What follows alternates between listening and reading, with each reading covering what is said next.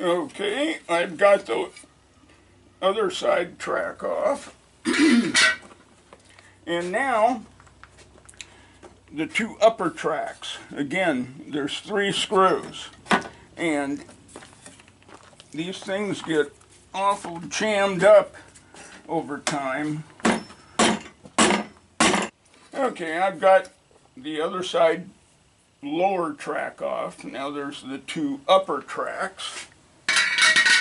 And I've pulled out the 2 screws on each side. And now there's 2 more. And these tracks do get bound up after a while. And use a hard mallet so I don't damage stuff. Boy, these are really jammed.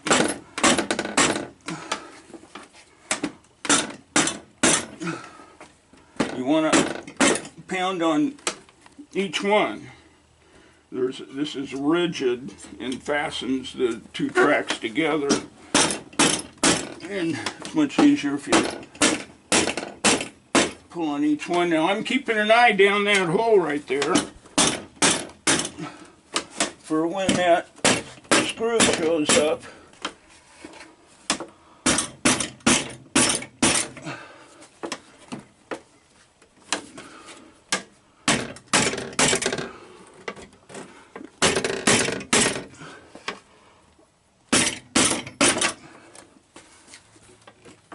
And I can just start to see it back down in there.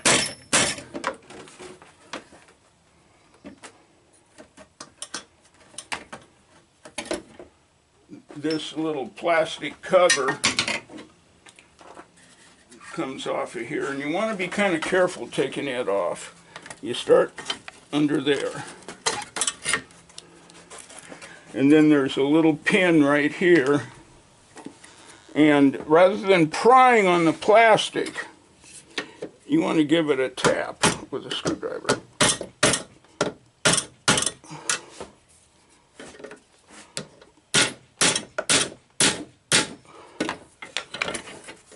That way you don't damage it, because you don't want to break that pin off.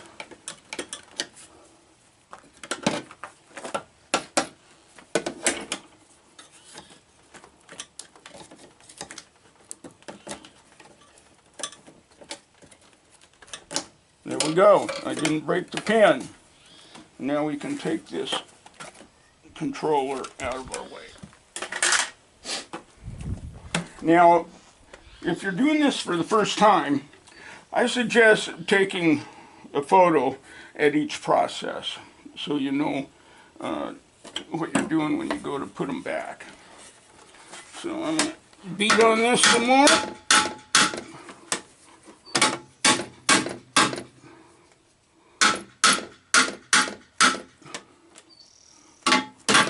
Okay, now we're all set for those screws. Now, a punch like this is handy, because you can put it right on that screw head and give it a whap, and that will tend to loosen it in the threads. And there are several sizes of Phillips. This is your normal size. This is a little bigger, and that's what you really want to use on really these tough screws, because that is the proper size. Because you certainly don't want to strip out the head of a screw, because then you'll have to drill the sucker out. Okay, that screw is loose. There we go. Okay, now, this has a stop that keeps the track from moving too far and just basically sliding off the rails. So, you want to, when you pull this screw out, grab that stop.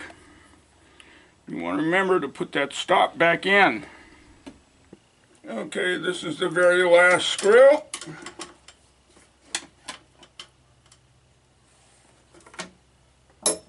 And now we can pull this track off. I should say tracks plural. And now we have exposed the base. Now, all your 60s, 70s, and the 80s cars all fasten the same way. And that is, the upholstery is doubled over into a slot. Here's another seat cover that I pulled so you can see what's going on. There's a piece of thick cardboard stitched to it, and that doubles over, and that cardboard and one layer of upholstery goes down into a slot in the seat base.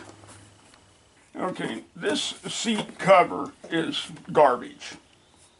So I'm going to do it the easy way and just cut this.